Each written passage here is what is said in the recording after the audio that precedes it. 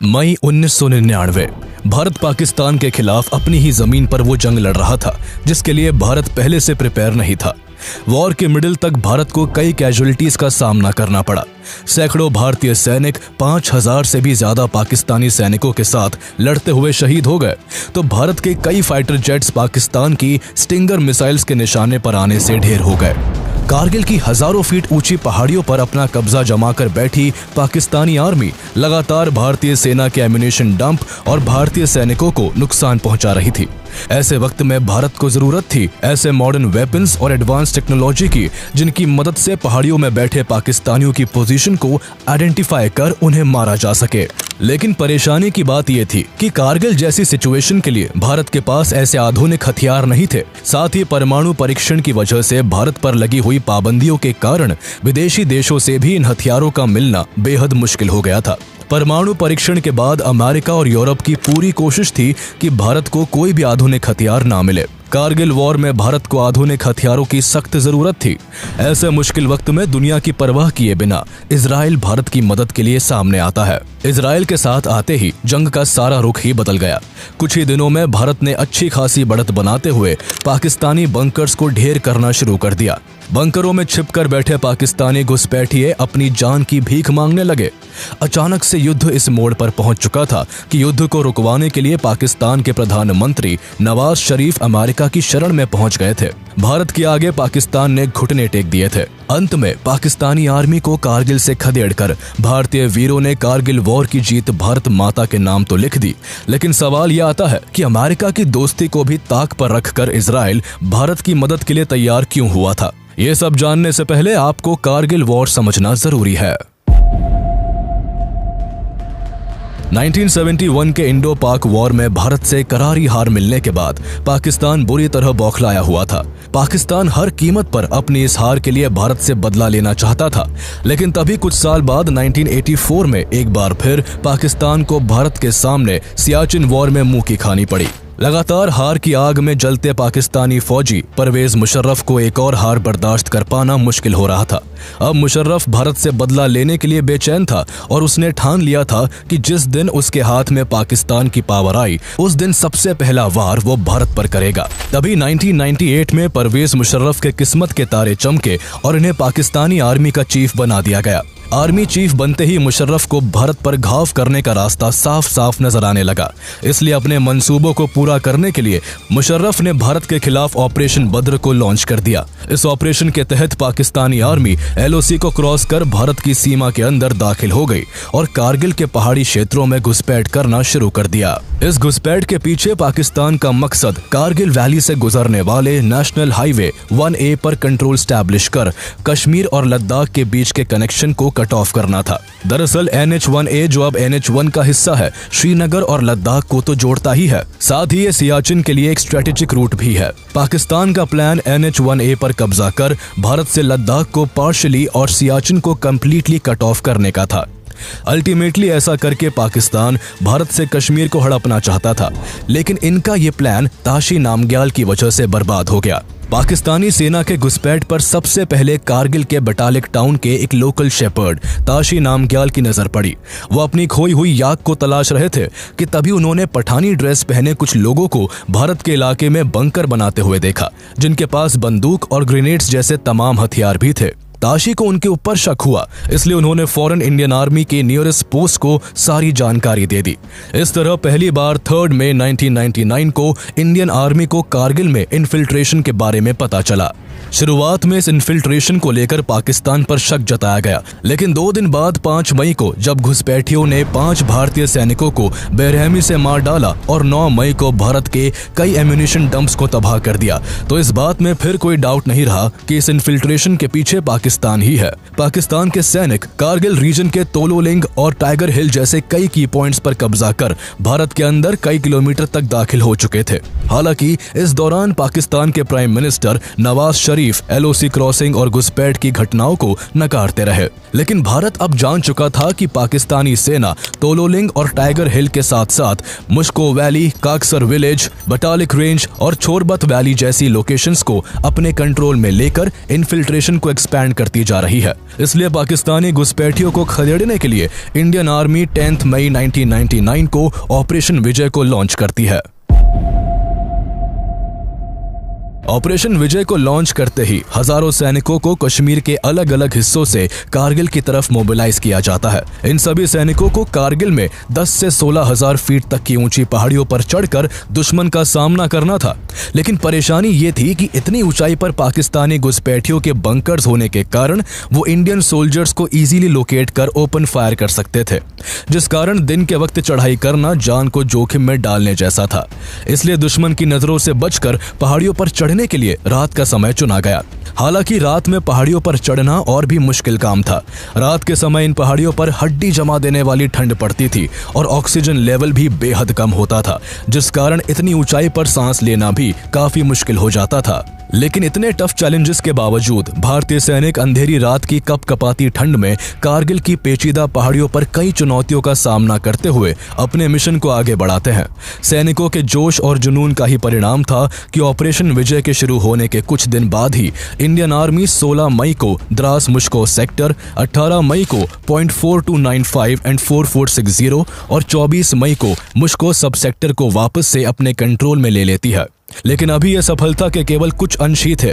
पूरी सफलता पाने में आर्मी को भारी मुश्किलों से गुजरना पड़ रहा था। पाकिस्तानी घुसपैठियों के पास ऊंचाई थी, जिस वजह से वो भारतीय सैनिकों को सीधा टारगेट कर रहे थे, जिससे लगातार कैजुअलिटीज हो रही थी। ऐसी सिचुएशन में कारगिल की हजारों फीट ऊंची पहाड़ियों पर छिप कर बैठे घुसपैठियों से लड़ने और इस जंग को जीतने के लिए आर्मी को एयरफोर्स की जरूरत थी। हालांकि कारगिल वॉर के इस स्टेज तक एयरफोर्स का इस्तेमाल केवल लॉजिस्टिक्स और रेकी के लिए ही हो रहा था, लेकिन अब एयरफोर्स का फुल्ली इन्वॉल्व होना बहुत जरूरी हो गया था, जिस कारण 26 मई 1999 को एयरफोर्स इस जंग का हिस्सा बन ऑपरेशन सफेद सागर लॉन्च कर देती है। ऑपरेशन सफेद सागर के जरिए एयरफोर्स ने न सिर्फ आर्मी को कवर दिया, बल्कि उन सभी जरूरी सामानों को भी एयर ड्रॉप किया जिन्हें सोल्जर्स खुद पीक तक कैरी नहीं कर सकते थे। एयरफोर्स ने पाकिस्तानी घुसपैठियों को मार भगाने के लिए फाइटर जेट्स के जरिए कई पाकिस्तानी बंकरों को निशाना बनाना शुरू कर दिया। हालांकि एयरफोर्स के लिए कारगिल की ऊंची पहाड़ियों में एयर ऑपरेशन करना काफी मुश्किलों भरा काम होने वाला था।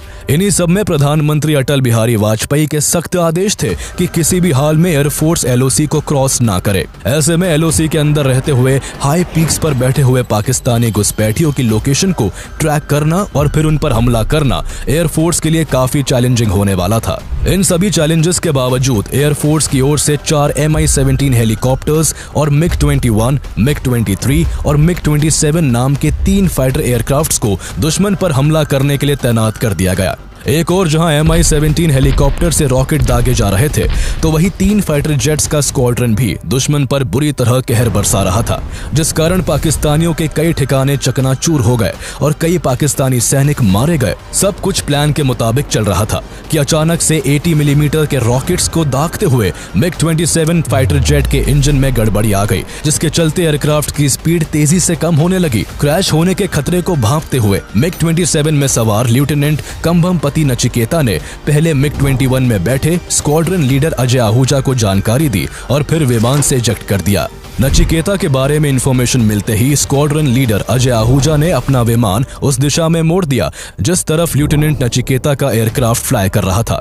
ऐसा करने से नचिकेता की लोकेशन का पता लगाकर उन्हें बचाया जा सकता था। हालांकि पहाड़ी इलाका होने की वजह से नचिकेता की एग्जैक्ट लोकेशन का पता लगाना आसान नहीं था, लेकिन फिर भी अजय आहूजा ने हार नहीं मानी और नचिकेता को ढूंढते हुए एलओसी के काफी नजदीक पहुंच गए। पर यहां पहुंचकर आहूजा को एहसास हुआ कि उनके विमान के पिछले हिस्से से कोई मिसाइल टकरा गई है। दरअसल ये स्टिंगर मिसाइल थी, जिसे पाकिस्तान की तरफ से अजय आहूजा के MiG-21 को निशाना बनाने के लिए दागा गया था। मिसाइल टकराने के बाद अजय आहूजा अपने जेट से सुरक्षित निकलने में कामयाब हो गए और वो एलओसी के पास भारत की सीमा के अंदर सुरक्षित उतरने में सफल हो गए। लेकिन उनका जेट एलओसी के दूसरे तरफ जा गिरा था। पाकिस्तानी सेना ने स्क्वाड्रन लीडर अजय आहूजा को भारतीय सीमा में घुसकर पहले कैप्चर किया और फिर उन्हें बड़ी बेदर्दी से मार डाला। एक तरफ अजय आहूजा पाकिस्तानी सेना का निशाना बन चुके थे, तो वही लेफ्टिनेंट नचिकेता विमान से इजेक्ट करते समय पाकिस्तान के इलाके में लैंड कर गए थे, जहां पाकिस्तान आर्मी ने उन्हें इमीडिएटली कैप्चर कर लिया था। पाकिस्तान द्वारा स्क्वाड्रन लीडर अजय आहूजा की हत्या करना और लेफ्टिनेंट नचिकेता का कैप्चर होना एयरफोर्स के लिए एक बड़ा झटका था। हालांकि इंटरनेशनल प्रेशर के चलते 3 जून को पाकिस्तान द्वारा नचिकेता को वापस भारत भेज दिया गया, लेकिन इंडियन एयरफोर्स को ऑपरेशन सफेद सागर की शुरुआत के 3 दिनों में ही एक के बाद एक कई नाकामियों का सामना करना पड़ रहा था। 3 दिन के अंदर ही पाकिस्तान आर्मी ने स्टिंगर मिसाइल्स के जरिए भारत के कई फाइटर जेट्स और कई हेलीकॉप्टर्स को मार गिराया था। एक तरफ इंडियन आर्मी कारगिल की ऊंचाई जैसी मुश्किलों से जूझ रही थी, तो वही अब एयरफोर्स को भी काफी प्रॉब्लम्स का सामना करना पड़ रहा था।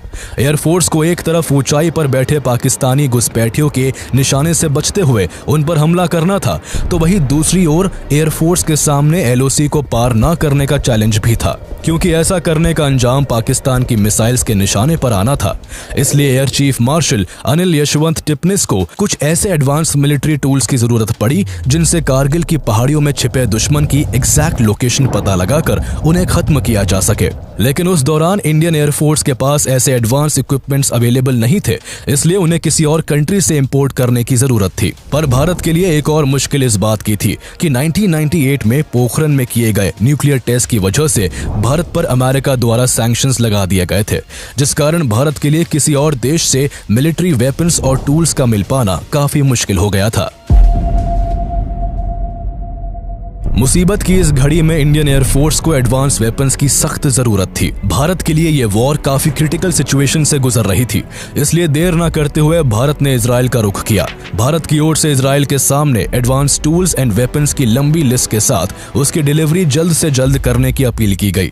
एक तरफ जहां अमेरिका ने भारत को GPS एक्सेस देने तक से मना कर दिया था, जिससे कारगिल की पहाड़ियों में कब्जा किए बैठे पाकिस्तानी घुसपैठियों की लोकेशन को ट्रैक करने में मदद मिल सकती, तो वही दूसरी ओर इजराइल ने भारत की अर्जेंसी को समझते हुए फौरन हर मुमकिन मदद मुहैया करने का काम किया। इजराइल ने न केवल इंडियन एयरफोर्स के फाइटर जेट्स के लिए लेजर गाइडेड मिसाइल्स प्रोवाइड किए, बल्कि ऐसे सर्विलेंस ड्रोन्स भी दिए जिनसे इजीली पाकिस्तानियों पर निगरानी रखी जा सके। इसके अलावा इजराइल ने पाकिस्तान को लेकर भारत के साथ कई खुफिया जानकारियां भी साझा की, जिससे भारत को इस वॉर में काफी बढ़त मिलने वाली थी। हालांकि इस दौरान भारत की मदद करने की वजह से America and other western countries का इजराइल के ऊपर काफी दबाव था। अमेरिका ने इजराइल पर इंडिया को मिलिट्री इक्विपमेंट का सपोर्ट न देने के लिए काफी प्रेशर डाला, लेकिन इजराइल इस प्रेशर के बावजूद भी भारत की मदद करने पर डटा रहा। इसके बाद अमेरिका की तरफ से वेपन डिलीवरी में डिले करने की कोशिश भी की गई, लेकिन इजराइल ने अमेरिका की दोस्ती को भी ताक पर रखकर भारत को जल्द से जल्द सारी जरूरी चीजें अवेलेबल करवाई। इजराइल ने भारत को वो lightning electro optical targeting pods भी प्रोवाइड किए, जिनको खरीदने की डील भारत ने इजराइल से 1997 में ही कर दी थी। हालांकि डील के हिसाब से इन टारगेटिंग पॉड्स की डिलीवरी में अभी काफी समय बाकी था, लेकिन कारगिल वॉर की सिचुएशन को समझते हुए इजराइल ने डिलीवरी डेट से पहले ही इन्हें भारत को डिलीवर कर दिया। इन लाइटनिंग टारगेटिंग पॉड्स की खासियत थी कि इनमें एडवांस प्रिसीजन टारगेटिंग सिस्टम होने के कारण इंफ्रारेड रेडिएशन की हेल्प से बहुत दूर से ही किसी भी टारगेट को आइडेंटिफाई और लोकेट किया जा सकता था। साथ ही इन पॉड्स में एक हाई रेंज कैमरा भी मौजूद था, जिसकी मदद से पायलट किसी भी टारगेट की पिक्चर को हाई रेजोल्यूशन में कैप्चर कर सकता था। इजराइल की तरफ से दिए गए ये टारगेटिंग पॉड्स इंडियन एयरफोर्स के लिए काफी मददगार साबित होने वाले थे, लेकिन प्रॉब्लम अब ये थी कि इन आधुनिक हथियारों में इंडियन एयरफोर्स को उस वक्त इतनी एक्सपर्टीज नहीं थी कि वो टारगेटिंग पॉड्स और बाकी एडवांस टूल्स को इस्तेमाल कर सके। भारत के इस उलझन को भी दूर करने के लिए इजराइल ने मदद का एक और कदम बढ़ाया और अपने टेक्निकल इंजीनियर्स को भारत भेज दिया, जिस कारण एयरफोर्स के पायलट्स और टेक्निकल टीम्स को इन सभी वेपन्स के इस्तेमाल के बारे में काफी कुछ सीखने को मिला, जिसका यूज अब कारगिल वॉर में पाकिस्तानी घुसपैठियों के खिलाफ किया जाना था। इजराइल के इंजीनियर्स की हेल्प से टारगेटिंग पॉड्स को मिराज फाइटर जेट्स में इंस्टॉल किया गया, जिससे पहाड़ियों में छिपे बैठे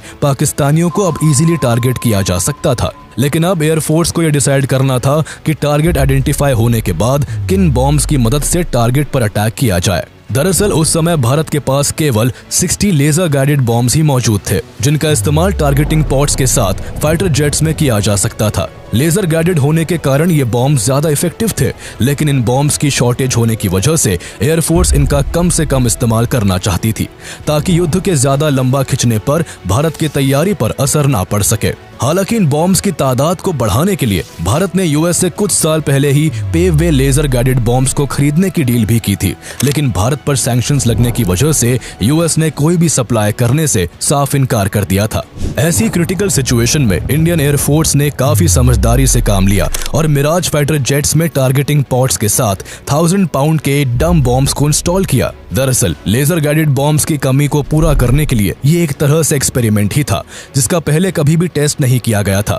इसलिए जुगाड़ या तो किफायती और असरदार साबित हो सकता था या फिर ये एक्सपेरिमेंट पूरी तरह से फेल भी हो सकता था। लेकिन सिचुएशन को ध्यान में रखते हुए एयरफोर्स ने एक बड़ा रिस्क लिया और डम बॉम्ब्स को फाइटर जेट्स में अटैच कर दुश्मन पर हमला करने का प्लान बनाया। मिराज फाइटर जेट्स अब आसमान में थे और दुश्मन को घेर कर मारने के लिए पूरी तरह तैयार थे। इजराइल के टारगेटिंग पॉड्स की मदद से पायलट्स को पाकिस्तानियों की एग्जैक्ट लोकेशन का पता चल रहा था। साथ ही उस जगह की क्लियर इमेज भी पायलट्स के कॉकपिट में मिल रही थी। इस तरह टारगेट क्लियर होने के बाद फाइटर जेट्स इजीली पाकिस्तानियों पर अटैक कर पा रहे थे।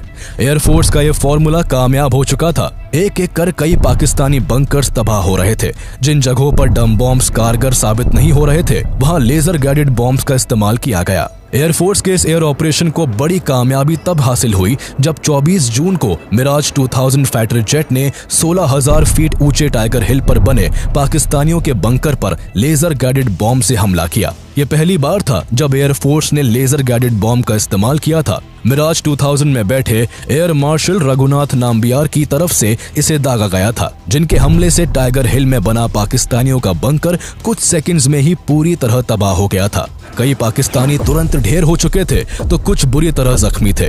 इसके बाद का बचा हुआ काम इंडियन आर्मी ने कर दिया। 4 जुलाई को 192 माउंटेन ब्रिगेड के 18 ग्रेनेडियर्स ने टाइगर हिल की ऊंची पहाड़ियों पर चढ़कर दुश्मनों पर फायरिंग करना शुरू कर दिया। एयर अटैक से पहले ही बुरी तरह घायल हो चुके पाकिस्तानी सैनिक भारतीय सिपाहियों के आगे ज्यादा देर तक टिक नहीं पाए, जिस कारण एक एक कर टाइगर हिल पर सारे पाकिस्तानी मारे गए। 18 ग्रेनेडियर्स की यूनिट ने बहादुरी का परिचय देते हुए टाइगर हिल को वापस से जीत लिया था। इस दौरान सबसे वीरता का काम 19 साल के योगेंद्र सिंह यादव ने किया, जिन्होंने 15 गोलियां खाने और खून से लथपथ होने के बाद भी दुश्मन के छक्के छुड़ा दिए। इस बहादुरी के लिए इन्हें परमवीर चक्र से नवाजा गया। टाइगर हिल को वापस से अपने कंट्रोल में लेना भारत की बड़ी जीत थी। इसी दौरान कारगिल वॉर को लेकर इंटरनेशनल लेवल पर भारत की ओर से पाकिस्तान के खिलाफ कई कदम उठाए जा रहे थे। दरअसल युद्ध के दौरान जब भारत के बहादुर सिपाहियों के आगे पाकिस्तानी घुसपैठिए कमजोर पड़ने लगे और पाकिस्तान को अपनी हार साफ दिखने लगी, तो पाकिस्तान के प्राइम मिनिस्टर नवाज शरीफ युद्ध को रुकवाने के लिए यूएस से मदद मांगने लगे।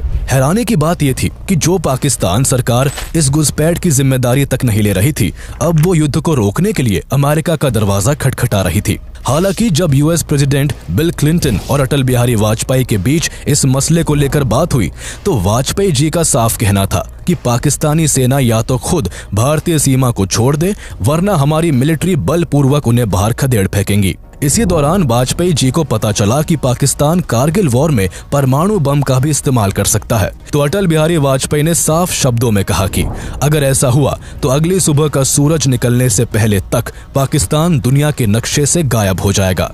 वाजपेयी जी के इस रुख से यूएस प्रेसिडेंट बिल क्लिंटन को साफ हो गया था कि भारत तब तक जंग खत्म नहीं करेगा जब तक कारगिल को वापस से जीत नहीं लेता। इसलिए जंग को जल्द से जल्द खत्म करने के लिए अमेरिका ने नवाज शरीफ पर जोर डाला कि वो पाकिस्तानी सेना को कारगिल से वापस बुलाए। अमेरिका का ये रवैया देखकर नवाज शरीफ के चेहरे की हवाइयां उड़ गई। पाकिस्तान के लिए कारगिल वॉर में ये दोहरी हार थी। एक तरफ वो ग्राउंड लेवल पर भारत से शिकस्त खा रहा था, तो वही अमेरिका और बाकी देश पाकिस्तान को बेवजह युद्ध शुरू करने के लिए फटकार रहे थे। जहां पाकिस्तान के प्रधानमंत्री इंटरनेशनल प्रेशर में थे, तो वही पाकिस्तानी सैनिकों पर इंडियन आर्मी और एयरफोर्स मौत बरसा रही थी। इजराइल के टारगेटिंग पॉड्स की मदद से एक एक कर सारे पाकिस्तानी ठिकानों को टारगेट किया जा रहा था। इंडियन एयरफोर्स अपने हमले से टाइगर हिल में बने पाकिस्तान के कमांड एंड कंट्रोल सेंटर को तो तबाह कर ही चुकी थी, साथ ही एयरफोर्स ने मुंथो धालो में पाकिस्तानी सेना का सप्लाई डंप भी ढेर कर दिया था। इन हमलों से पाकिस्तान सेना की कमर टूट चुकी थी। न उनके पास छुपने के लिए बंकर बचे थे, न ही लड़ने और जिंदा रहने के लिए कोई सप्लाई लाइन। कारगिल पर कब्जा कर भारत से कश्मीर को हड़पने का मंसूबा पाले पाकिस्तानियों के हौसले अब पस्त हो चुके थे। इसलिए हार और दबाव के चलते पाकिस्तानी सेना को कारगिल से पीछे हटना पड़ा। पाकिस्तानी ट्रूप्स LOC को पार कर वापस पाकिस्तान जा सके, इसलिए भारत की तरफ से 12 जुलाई 1999 को एयरफोर्स का ऑपरेशन सफेद सागर रोक दिया गया। लेकिन जब कुछ पाकिस्तानी सैनिकों ने चालाकी दिखाते हुए घुसपैठ जारी रखी और भारतीय सैनिकों पर हमला किया तो उन्हें फिर से उन्हीं की भाषा में समझाया गया, जिस कारण 26 जुलाई तक एक पाकिस्तानी कारगिल को छोड़कर जाने के लिए मजबूर हो गया था। इसी वजह से 26 जुलाई 1999 को भारत की जीत के साथ कारगिल वॉर ऑफिशियली खत्म हो गया। इसलिए हर साल इस दिन को कारगिल विजय दिवस के रूप में मनाया जाता है। इस कारगिल वॉर को विजयी बनाने में भारतीय सैनिकों ने लगभग 4000 पाकिस्तानी मार गिराए थे, तो वहीं भारत के लगभग 500 जवान शहीद हो गए थे। एक और जहां कारगिल वॉर की जीत में भारतीय फौजों का साहस और बलिदान शामिल है, तो वहीं इजराइल के योगदान को भी भुलाया नहीं जा सकता है। इजराइल ने सही वक्त पर भारत को सही वेपन्स और मिलिट्री टूल्स देकर कारगिल वॉर में एक इम्पोर्टेंट रोल निभाया था। यही वजह थी कि कारगिल वॉर के खत्म होने के बाद साल 2000 में external affairs minister Jaswant Singh और होम मिनिस्टर लाल कृष्ण आडवाणी ने इजराइल का दौरा करके इजराइल का आभार व्यक्त किया था। भारत पाकिस्तान के मंसूबों से अच्छी तरह वाकिफ था, इसलिए कारगिल वॉर जैसी सिचुएशन के लिए अब भारत पहले से अपनी तैयारी को मजबूत रखना चाहता था। इसी कारण साल 2000 से 2010 के बीच इजराइल से भारत ने करीब $10 बिलियन के मिलिट्री इक्विपमेंट्स इंपोर्ट किए। देखा जाए तो कारगिल वॉर के बाद भारत और इजराइल के रिश्ते में एक बहुत जरूरी मोड़ आया, जिसके बाद से हथियारों का लेन देन तो बढ़ा ही, साथ ही भारत और इजराइल की दोस्ती की नींव भी मजबूत होती गई। हालांकि ये पहली बार नहीं था जब इजराइल ने भारत की मदद की थी, बल्कि इससे पहले भी कई बार इजराइल भारत के साथ कंधे से कंधा मिलाकर चला है।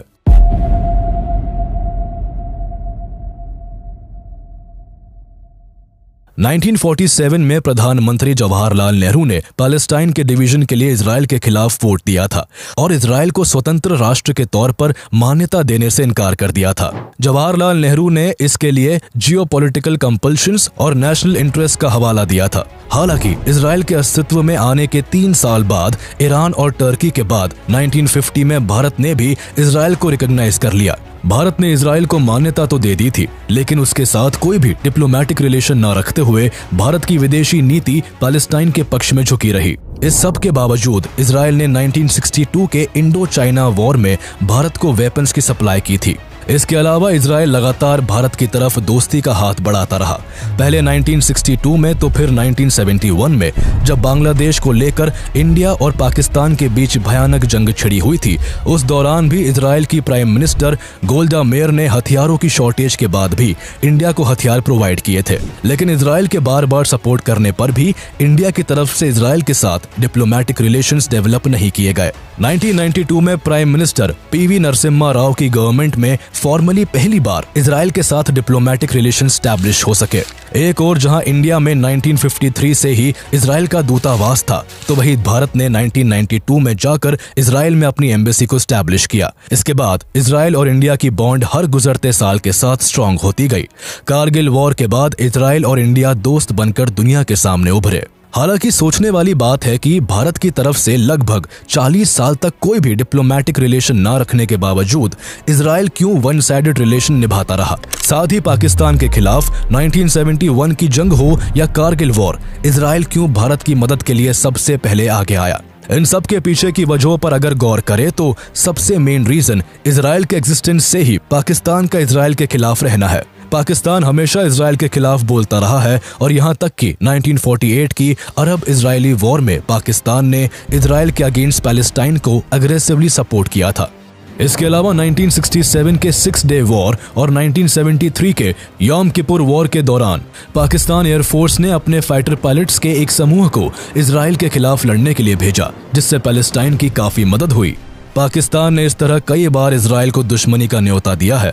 इसके अलावा पाकिस्तान ने इजराइल को ना तो कभी एक देश के रूप में मान्यता दी और ना ही इजराइल के साथ कभी कोई डिप्लोमेटिक रिलेशन डेवलप किया। इजराइल और पाकिस्तान के बीच के खराब रिश्ते, साथ ही बंटवारे के बाद से पाकिस्तान और भारत के बीच लगातार जंग और तनाव की सिचुएशन इजराइल को भारत के नजदीक लाती रही है। और जैसा कि कहा जाता है, दुश्मन का दुश्मन दोस्त होता है, उसी तरह पाकिस्तान के खिलाफ इजराइल हर बार भारत के साथ